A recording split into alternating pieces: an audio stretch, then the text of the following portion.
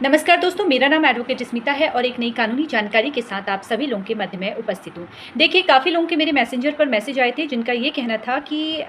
पत्नी के वकील साहब उनसे किस तरह से प्रश्न पूछ सकते हैं, इस पर आप एक वीडियो बनाकर अपलोड कीजिएगा। देखिए, हर वकील साहब का प्रश्न पूछने का तरीका अलग-अलग होता है, अंदाज अलग होता है। सेम प्रश्न वो आपसे नहीं पूछ सकते हैं जो मैं यहाँ पर प्रश्न आपके सामने रखूँगी, लेकिन उससे मिलता-जुलता प्रश्न आपसे पूछा जा सकता है जब पत्नी के द्वारा आपके ऊपर झूठे आरोप लगाए गए हैं, या पत्नी तलाक नहीं देना चाह रही है, या पति के द्वारा तलाक का केस दर्ज किया है जहां पर पत्नी ने पति के ऊपर काफ़ी झूठे आरोप लगाए हैं, पत्नी कमाती है। तो इस अवस्था में जब पत्नी के वकील साहब आपसे प्रश्न पूछते हैं तो किस तरह प्रश्न के उत्तर आपको देने हैं और क्या क्या प्रश्न पूछे जाएंगे, ये सारी जानकारी आज इस वीडियो के माध्यम से मैं आपको देने वाली हूँ। देखिए, इससे पहले आप सभी से निवेदन करूँगी कि अभी तक मेरे चैनल को जिसने सब्सक्राइब नहीं किया है वो चैनल को सब्सक्राइब कीजिए, और जो पहली बार आज इस वीडियो को देख रहे हैं उन सभी से निवेदन करूँगी कि आप मेरे यूट्यूब चैनल पर भी मुझसे जुड़ सकते हैं, सोशल मीडिया के अलग अलग प्लेटफॉर्म पर मुझसे जुड़ सकते हैं और कानूनी जानकारी प्राप्त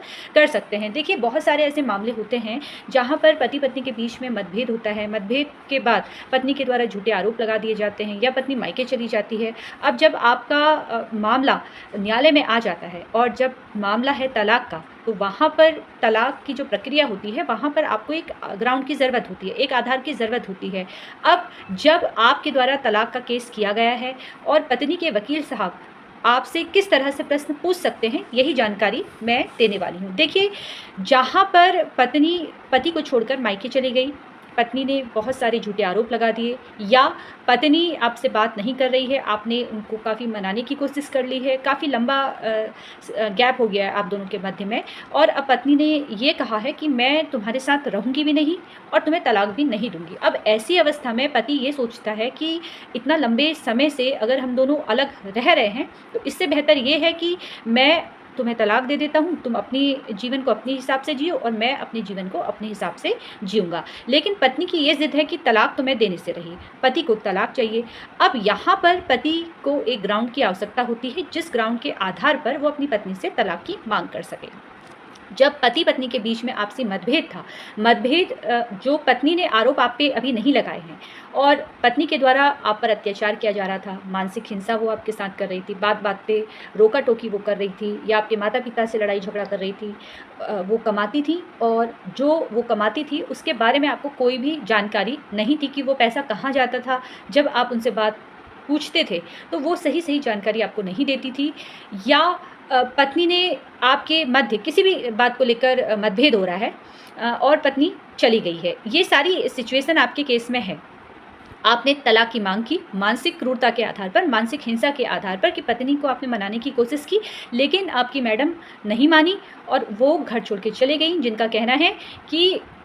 मैं तुम्हारे साथ नहीं रहूँगी। कोई रीज़न नहीं है, कोई कारण नहीं है, और आपको न्यायालय में ये बताना है कि जब पत्नी मेरे साथ रहना नहीं चाहती, मैंने कोई अपराध कारित नहीं किया है, कोई कारण नहीं है, बेवजह आपको छोड़ के चले गई है। आपके द्वारा सेक्शन 9 का केस भी किया गया था, लेकिन उसके बावजूद पत्नी वापस नहीं आई। तो ऐसी अवस्था में अब आपके पास अधिकार है कि आप अलग उनसे हो जाएँ, तलाक ले लें। जहाँ पर पत्नी अपने कर्तव्य नहीं निभा रही है, आपके साथ रहना नहीं चाह रही, तो ऐसे रिश्ते में पत्नी का फ़ायदा क्या है, ये सभी चीज़ें आपको न्यायालय के में रखनी है। अब ऐसी अवस्था में जहाँ पर पत्नी आपसे ये कह रही है कि देखिए, तलाक मैं दूंगी नहीं, साथ तुम्हारे रहूंगी नहीं, तो यहाँ पर जहाँ पर पत्नी आपसे अलग नहीं होना चाह रही है, जहाँ पर ना तो आपके साथ रह रही है ना अलग होना चाहती है, तो ऐसी अवस्था में उनके वकील साहब आपसे किस तरह से प्रश्न पूछ सकते हैं,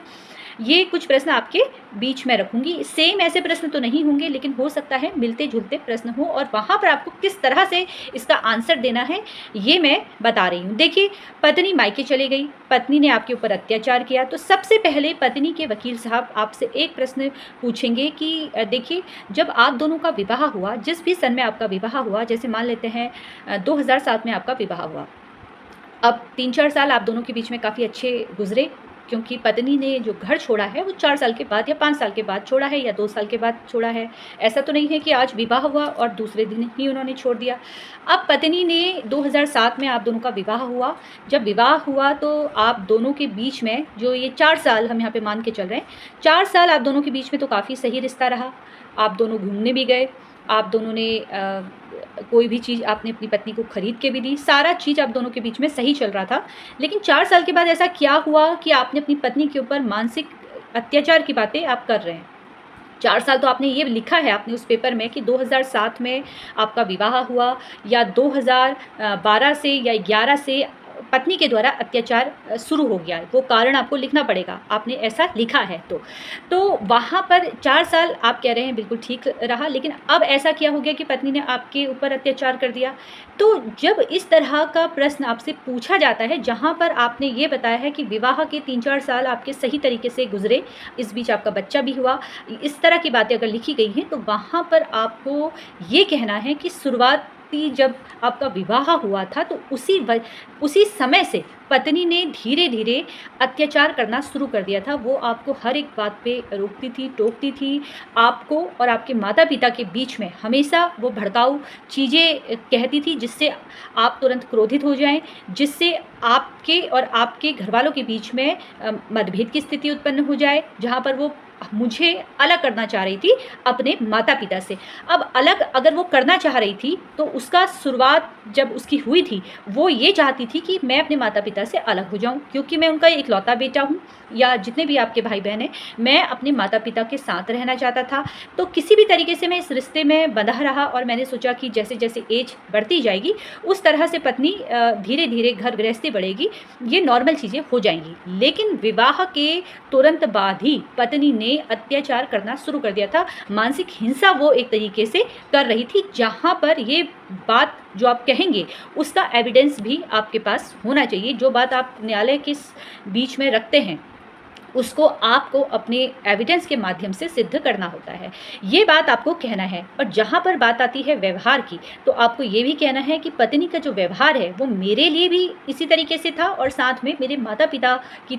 ओर भी ऐसा ही था। क्योंकि प्रश्न ऐसा भी पूछा जा सकता है कि आप अगर ये कह देते हैं कि पत्नी का व्यवहार मेरे माता-पिता के लिए गलत था, मेरे लिए सही था, तो वहाँ पर आपसे पूछा जा सकता था कि अगर आपके माता-पिता के लिए गलत था, तो आप उस वक़्त अपनी पत्नी के साथ क्यों रह रहे थे? आपको तो पत्नी को कुछ कहना चाहिए था, आपने तो कोई ठोस कदम नहीं उठाया। जहाँ पर आपकी पत्नी आपके माता-पिता के लिए अपशब्द भाषा का प्रयोग कर रही है, कुछ गलत उनसे बोल रही है, तो वहाँ पर आपने क्यों नहीं ये बात उठाई? तो यहाँ पर फिर आपके पास जवाब देने के लिए कुछ भी नहीं रह जाएगा। इसलिए इस प्रश्न का उत्तर आपको इस तरह से देना है कि शुरुआती दौर पर ही महिला ने, आपकी पत्नी ने आपके साथ मतभेद की स्थिति उत्पन्न की, कोई एक ऐसी घटना घटित हुई है आपके जीवन में, तो उस घटना का आपको न्यायालय में बताना पड़ेगा। देखिए, अगर अगला जो प्रश्न आपसे पूछा जा सकता है, वो ये पूछा जा सकता है, जहाँ पर आपकी पत्नी पैसा कमा रही है, तो तलाक के केस के समय में अगर आपने अर्जी में ये लिखा हुआ है कि पत्नी अपना पैसा कमाती है और पैसा कमाने के पास अपने पास रखती है, आपने ये कहा कि आपने बहुत बार कोशिश की उन्हें मनाने की, आप के द्वारा ये लिखा गया था कि हर वीक आप उनके घर जाते थे, आप उनसे मिलने के लिए जाते थे, लेकिन पत्नी ने वहाँ पर इस बात को इस तरह से लिखा है कि मेरे पति मुझसे मिलने तो आते थे, लेकिन मेरे पैसों पर उनकी नज़र थी, वो मुझसे पैसे मांगने के उद्देश्य से मेरे घर आते थे, जहाँ पर इनको पता चलता था कि मेरे पास पैसा आया है, मेरी सैलरी आई है, तो उस पैसे को मांगने के लिए ये पति मेरा मेरे घर आता था और मुझ पर हिंसा ये करता था, और मुझसे कहता था कि मुझे ये सारे पैसे तुम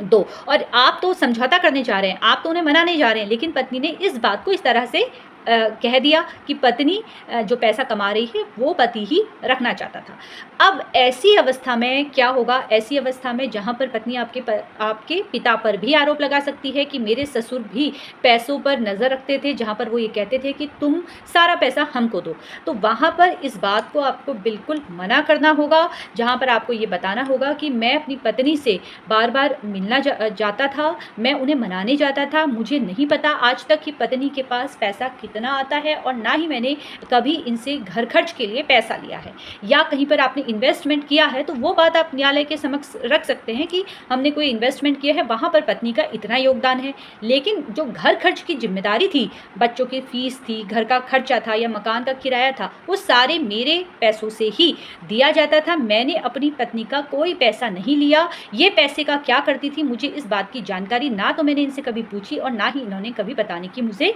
ज़रूरत समझी। समझी, क्योंकि महिला का शुरू से ये कहना था कि माता-पिता से तुम अलग हो जाओ, मैं पैसा कमा रही हूँ और हम अलग दुनिया में रहेंगे, तुम्हारे माता-पिता के साथ मैं नहीं रहूँगी। तो वहाँ पर जहाँ पर पत्नी ये कहती है कि तुम्हारे परिवार वालों का और तुम्हारा जो उद्देश्य था उसके पैसों पे था, जहाँ पर तुम लोग चाहते थे कि ये जो पैसा है, ये पैसा पति के पास आए या पति के पिता के पास पैसा जमा करे, लेकिन आप तो उन्हें समझौता करने के उद्देश्य से जा रहे हैं। वहाँ पर महिला इस तरह से मामला रख सकती है। वहाँ पर उनके वकील साहब ये कह सकते हैं कि आप कह रहे हैं, हम मान लेते हैं, आपने सबूत दे दिए कि आप हर वीक अपनी पत्नी से मिलने जा रहे हैं, आपने उन्हें मनाने की कोशिश भी की, फ़ोन भी करने की कोशिश की, लेकिन आपका उद्देश्य था उनका पैसा, क्योंकि आपको पता था कि इनके पास पैसा है और आप अपनी ज़रूरत जो भी आपकी थी उसको पूरी करने के लिए उस पैसे से आप अपना खर्चा करते थे। आपके माता-पिता आपको कहते थे कि वो पैसा हमारे घर का है, क्योंकि अब वो बेटी उनके घर की नहीं रही, अब बहू हमारे घर की है, तो उसके द्वारा जो पैसा कमाया जा रहा है वो पैसा उस पर हमारा अधिकार होगा। तो ये सारी चीज़ें न्यायालय में रखी जा सकती है। सामने वाले वकील साहब आपसे ये कह सकते हैं, तो वहाँ पर बचाव आपको इस तरह से करना है कि आपको ये दिखाना पड़ेगा कि आप उनसे मिलने जाते थे, तो मिलने जाने का आपका जो मकसद था उनको घर वापसी के लिए था, जहाँ पर आपने सेक्शन 9 का सहारा भी लिया था। आपको यही कहना है कि पत्नी कितना पैसा कमाती है, कहाँ इनका पैसा गया, कितना इन्होंने कहाँ खर्चा किया, इस बात की आपको कोई भी जानकारी नहीं है। अगर आपने कोई प्रॉपर्टी दोनों ने मिलकर खरीदी है तो वो बात आप उनके समक्ष न्यायालय में रख सकते हैं, सही जानकारी आपको देनी है। इस तरह के कुछ प्रश्न होते हैं जहाँ पर आपको सामने वाले वकील साहब फंसा सकते हैं, जहाँ पर आपका उद्देश्य तो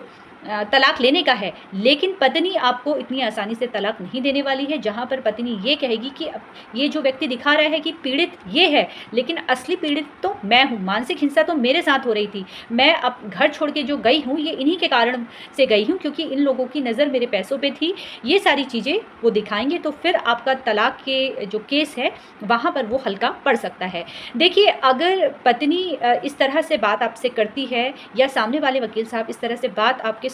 बीच में रखते हैं, तो वहाँ पर बहुत समझदारी से आपको उत्तर देना होता है। इस तरह से आप उत्तर देंगे जिससे आपका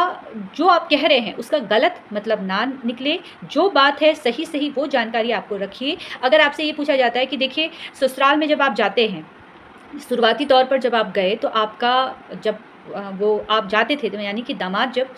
ससुराल जा रहा है अपने, तो वहाँ पर उसकी काफ़ी खातिरदारी होती थी, आपके साथ भी हुई होगी, और वहाँ पर आपको बहुत सही तरीके से बैठाया होगा, खिलाया होगा, आप की हर एक बात मानते होंगे। तो आप भी कहेंगे कि हाँ, मेरे लिए तो जब मैं जाता था 4 पकवान बनते थे, मेरी बातें सुनी जाती थी, सारी चीज़ें। अगर आपने इस तरह से शुरुआती तौर पर कह दी और अगर आपने पेपर में ये लिखा दिया कि लड़की के घर वाले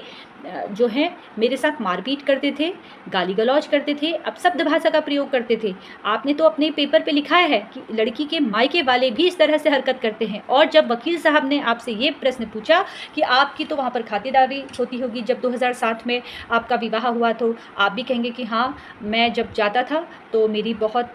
रिस्पेक्ट करते थे, बहुत अच्छे से मेरे साथ व्यवहार करते थे। तो जहाँ पर आप ये शब्द इधर कह रहे हैं, वहाँ आपने लिखा है कुछ और है, तो इन बातों का मैच होना चाहिए। आपको ये वहाँ पर ये कहना है कि शुरुआत जब हुई थी, जब हमारे बीच में लड़ाइयाँ धीरे धीरे जब शुरू हुई थी, जब मेरी पत्नी के द्वारा मानसिक हिंसा मुझ पर की जा रही थी, जिसने ये दबाव बनाया हुआ था कि तुम्हें अपने माता पिता से अलग रहना है, तो वहाँ पर से ही हमारे बीच में मतभेद शुरू हो गया था। मैंने कई बार इनके घर वालों से बात करने की कोशिश की, मैं इनके घर जाता था, लेकिन इनका व्यवहार मेरे लिए हमेशा ही नकारात्मक रूप से ये व्यवहार रखते थे। मेरे साथ इनके भाई गाली गलौज करते थे, या इनके पिताजी या माता जी के द्वारा मुझे ताने मारे जाते थे, जहाँ पर अपशब्द भाषा का प्रयोग करते थे, और जहाँ पर ये भी मुझसे हमेशा ये कहते थे कि तुम्हें मेरी बेटी को लेकर अलग रहना है, तुम्हारी माँ इनके साथ इस तरह से करती है। तो कहने का तात्पर्य ये है कि अगर आप तलाक का केस न्यायालय में लेके जा रहे हैं, जहाँ पर मानसिक क्रूरता के आधार पर आपने तलाक का केस दायर किया है, तो और पत्नी आपको तलाक नहीं देना चाह रही है, तो इस तरह के कुछ प्रश्न मैं आपके समीप मैंने यहाँ पर रखे हैं, और इस तरह से आप आपसे प्रश्न पूछे जा सकते हैं।